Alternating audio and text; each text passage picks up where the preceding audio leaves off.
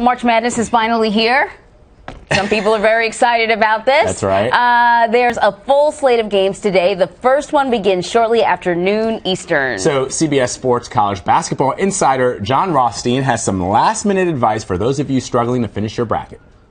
The biggest tip you have to have when you're filling out the bracket in the first round, if you're looking for a potential upset, is to pick against teams that lack NCAA tournament experience, and also pick mid-majors that don't lack size and athleticism up front. When I first saw the bracket for the 2017 NCAA tournament, the biggest potential upset that stood out to me was East Tennessee State beating Florida in the East region of the 2017 NCAA tournament. East Tennessee State is built for an upset because it has two high major transfers up front in Hannah Mascara-Pereira from Indiana and also Tevin Glass from Wichita State, who have played in bigger games. And also, look at the opponent that East Tennessee State is facing. Florida is making its first NCAA tournament appearance since 2014, and the only player on the Gators roster that has participated in the NCAA tournament is Casey Hill. Another thing, Mike White, the head coach of Florida, who has done an admirable job since taking over for Billy Donovan, is coaching in his first NCAA tournament game. Take East Tennessee State if you want a sleeper in the first round of the NCAA tournament.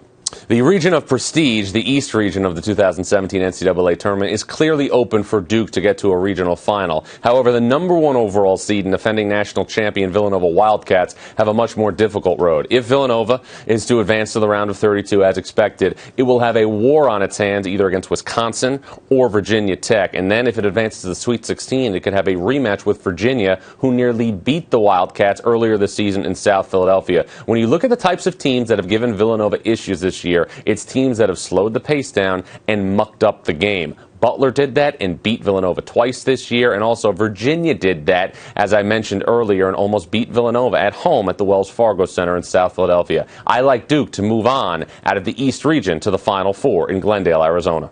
The West region of the 2017 NCAA tournament is the region of opportunity because it's an opportunity for several programs that haven't been to college basketball's most fabled showcase, the Final Four, to finally get over the hump. I look at this region and I see a wide open road for Arizona under Sean Miller to get to the Final Four for the first time under his watch. You look at Sean Miller right now and you see the best coach in college basketball that's yet to reach the Final Four. He went once at Xavier in 2008. He's went 3 times at Arizona, but the road is most clear this year for Miller to finally win 4 consecutive games in the NCAA tournament. You want a game to watch in the round of 64? How about Princeton and Notre Dame? Princeton hasn't lost since December 20th. They went undefeated in the Ivy League, but I'm not sure if the Tigers have a matchup for Bonzie Colson inside, the undersized warrior for Notre Dame. I think Princeton will be competitive, but I like Notre Dame to advance, and I like Arizona to beat Notre Dame in the West Regional Final when they connect in the Elite Eight, and I think Arizona finally under Sean Miller will get to a Final Four.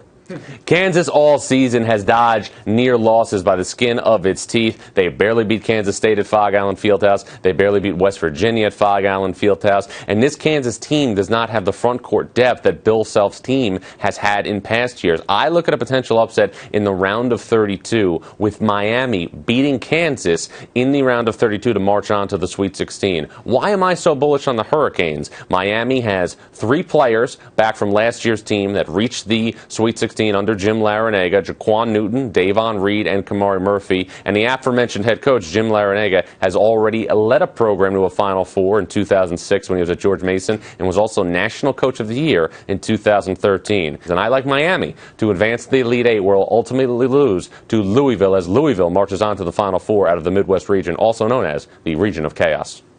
The South region is the region of tradition because look at the top 3 seeds: North Carolina, Kentucky, and UCLA. North Carolina, to me, has a clear path to the Elite Eight. I don't think there's a team on the top half of the bracket that can beat the Tar Heels, but the bottom is interesting. Kentucky has played with fire for weeks, and normally when you play with fire, you're going to get burned. I'm worried about the Wildcats in the round of 32 against either Dayton or Wichita State, and then UCLA could have a very difficult game if it plays Cincinnati in the round of 32. Now, the Bearcats, along with SMU for their conference, were underseeded in the NCAA tournament, only getting a 6, but Cincinnati plays the type of style that could give UCLA issues because of their refusal to accelerate the pace. I like UCLA to advance and reach a Final Four only because of Lonzo Ball, the once-in-a-generation type talent that the Bruins have at point guard. So I have UCLA advancing to the Final Four out of the region of tradition. They will play Louisville in the Final Four. On the other side, we have Duke and Arizona, and I like Louisville under Rick Pitino to win his third national championship and second with the Louisville Cardinals. And